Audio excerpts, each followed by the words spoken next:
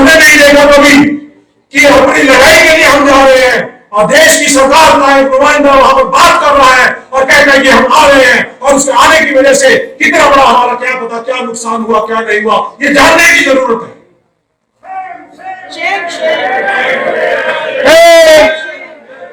External affair minister की जो exact wording थी, at the start of operations, हमने उनको बताया। तो इसका मतलब आपने अपने देश की सेनाओं के ऑपरेशंस की, सीक्रेसी की, सरप्राइज की, डिसेप्शन की, हर चीज की इत्तला उनको दे दी, और उनके रडार, उनका इलेक्ट्रोमैग्नेटिक सिस्टम, उनके आर्टिलरी गन, उनकी मिसाइलें सब हमारी तरफ तन चुकी थी। 17 अप्रैल को प्रधानमंत्री जी का वहां पर दौरा था, जिसको सिक्योरिटी कारणों की वजह से कैंसिल कर दिया गया, और उसके बाद 5 दिन बाद पहलगाम का बैसन वैली के अंदर जो नरसंहार हुआ, वो 5 दिन बाद हुआ है। तो कहीं ना कहीं बहुत ही बड़ी एक सिक्योरिटी इंटेलिजेंस फेलियर रही है कि हमने, यहां बहुत सारे सैनिक बैठे हैं, 40 साल का जो आतंकवादी घटनाओं का जो इतिहास है JNK का, और हमारा 28 साल का मेरा और बहुत सारे साथियों का जो अपना एक्सपीरियंस है। आतंकवादी आते हैं, जितनी जल्दी आते हैं वारदात करते हैं और एकदम भाग जाते हैं, अपना सेफ रास्ता ढूंढते हैं। तो जय हिंद सभा है, ये एक हमारे भारतीय सैनिकों के शौर्य, वीरता, पराक्रम और अदम्य साहस जो उन्होंने दिखाया है इस ऑफ सिंदूर के दौरान। 22 तारीख को जो पहलगाम हमला हुआ था, उसके बाद जो ऑफ सिंदूर हुआ है, उसके अंदर जो इन्होंने पराक्रम दिखाया है, उसको याद करने के लिए, उसको नमन करने के लिए, उनको सलाम करने के लिए कांग्रेस पार्टी ने जय हिंद सभाएं सब देश में रखी हैं। 16 जगहों पर शुरुआत में जय हिंद सभा हुई, और कांग्रेस पार्टी ने इसके लिए एक स्लोगन भी दिया, सैनिकों के सम्मान में कांग्रेस सदा मैदान में, सदा। स्वाधीनता संग्राम से लेकर और आज तक कांग्रेस सदा सैनिकों के सम्मान में मैदान में रही। साथियों, ये जय हिंद सभाएं, इनके 2 मकसद हैं। एक मकसद कि सभी सैनिकों को, पूर्व सैनिकों को, उनकी कुर्बानियों को, उनके परिवारों ने जो कुर्बानियां दी हैं, जो वीर नारियां हमारी, सबको सम्मानित करने का प्रोग्राम है। दूसरा, इसके साथ साथ जो हमारे देश के जो आज के हालात हैं, उनके बारे में भी चर्चा करने की जरूरत है कि कैसे ये नरसंहार हुआ, ऑफ सिंदूर हुआ, सीज फायर हुआ, उसके बाद तमाम तरह से हमें लोगों के बीच में जाने की जरूरत है। मैं थोड़ा सा आपको ब्रीफ देना चाहूंगा कि JNK की जो सिक्योरिटी है वो पूरी तरह से मिनिस्ट्री ऑफ होम अफेयर्स के अंदर, पूरी तरह से। और ये जो जहां पहलगाम, श्रीनगर, बारामूला, अवंतीपुर, सोपोर, ये सारे जो इलाके हैं, उनमें पूरी तरह से पैरामिलिट्री है, फौज नहीं। फौज हम मोटे तौर पे कह देते हैं कि फौज नहीं, तो पूरी तरह से जिम्मेदारी मिनिस्ट्री ऑफ होम की है। इंटेलिजेंस देने की जिम्मेदारी भी पूरी तरह से मिनिस्ट्री ऑफ होम की है, IB की, रॉ की, ये सब मिनिस्ट्री ऑफ होम के अंदर। और उसके बावजूद इस तरह का इंसिडेंट हो जाता है। और एक छोटा सा और आपको इतिहास में जाने की जरूरत है। 6, 7, 8 अप्रैल को, कुछ दिन पहले ही सिक्योरिटी का रिव्यू हुआ, मिनिस्ट्री ऑफ होम ने रिव्यू किया, पाया कि सब कुछ ठीक ठाक है, होम मिनिस्टर ने कहा सब कुछ ठीक है।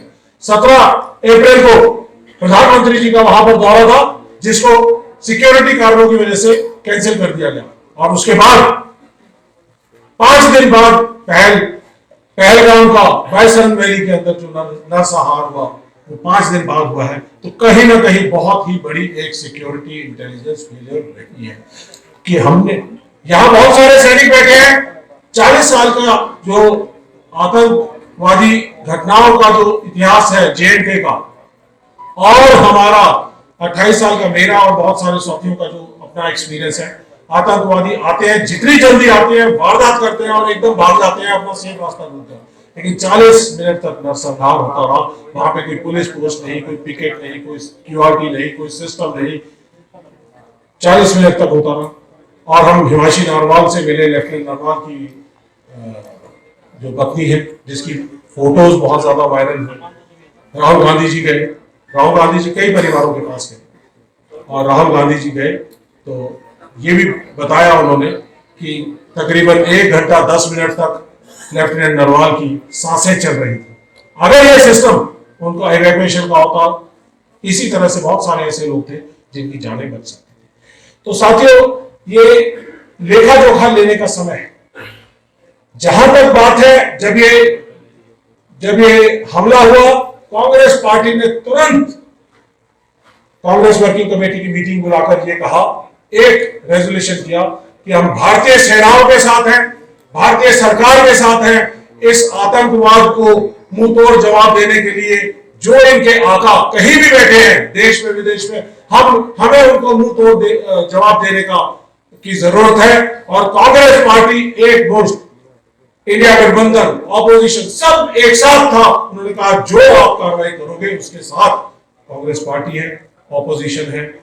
तो ऐसा एक मंजर हमने देखा कि पूरे देश में 146 करोड़ लोग, ऑपोजिशन पार्टीज, सरकार, भारतीय सेना सब एकजुट थे कि इस आतंकवाद का बदला लेना जरूरी है। आतंकवाद के बदले के लिए ऑपरेशन लॉन्च किया गया, बहुत अच्छा काम किया गया। और जो किसी भी लड़ाई के दो उद्देश्य थे, एक मिलिट्री ऑब्जेक्टिव और एक पॉलिटिकल ऑब्जेक्टिव। मिलिट्री ऑब्जेक्टिव जो हमारी भारतीय सेनाओं को 6 और 7 की रात को दिया गया, उसको उन्होंने बखूबी अंजाम दिया। मैं सलाम करना चाहता हूं कि उन्होंने 9 टारगेट पूरी तरह से ध्वस्त कर दिए। जो 9 टेररिस्ट ट्रेनिंग कैंप से उनको ध्वस्त करने का काम किया, लेकिन वहां पर 150 से ज्यादा ट्रेनिंग कैंप हैं, लॉन्चिंग पैड हैं, स्टेजिंग एरियाज हैं, जिनकी जानकारी भारतीय सेनाओं को है। तो अगर हमारी भारतीय सरकार सेना को वो ऑब्जेक्टिव भी देती तो सेना उन ऑब्जेक्टिव को भी पूरी तरह से हासिल करती और उन्हें निस्तनाबूद कर देती।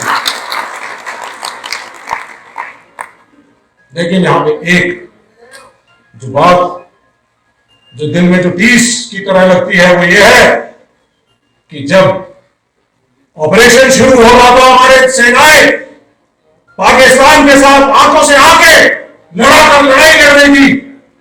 उस समय हमारे एक्सटर्नल अफेयर मिनिस्टर वो पाकिस्तान के अपने काउंटर पार्ट से बात कर रहे थे, कह रहे थे कि हम लोग टेररिस्ट कैंपों को उड़ा रहे हैं, आप और आपकी मिलिट्री दूर रहे।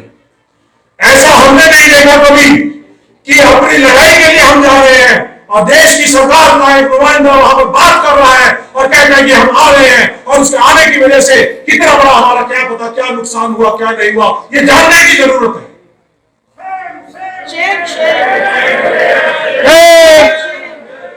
एक्सटर्नल अफेयर मिनिस्टर की जो एग्जैक्ट वर्डिंग थी, at the start of operations, हमने उनको बताया।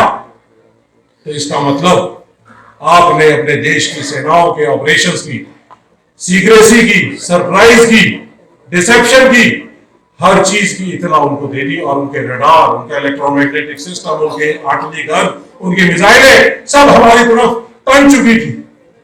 उसके बाद भी हमारी सेनाओं ने जो पराक्रमी काम किया है, उनके ठिकानों को सक्सेसफुली ध्वस्त किया है। तो ये हमारे देश की भारतीय सेनाओं की बहुत बड़ी जीत है।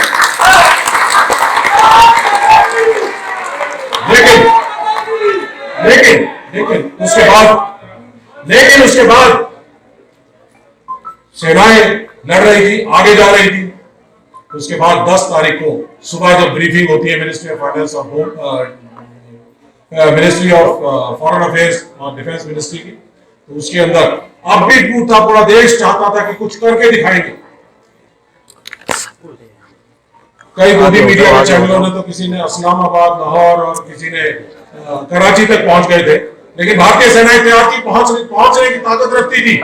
लेकिन उनके पांव खींचने का काम हमारी सरकार ने फिर दोबारा से किया, एक और धोखा किया कि जब देश की सेनाएं तैयार थी, देश तैयार था, सब ऑपोजिशन तैयार थी, सरकार तैयार थी, तो फिर यूएस स्पॉन्सर्ड सीज फायर को क्यों एक्सेप्ट किया गया, यह हमारे देश की जनता जानना चाहती है।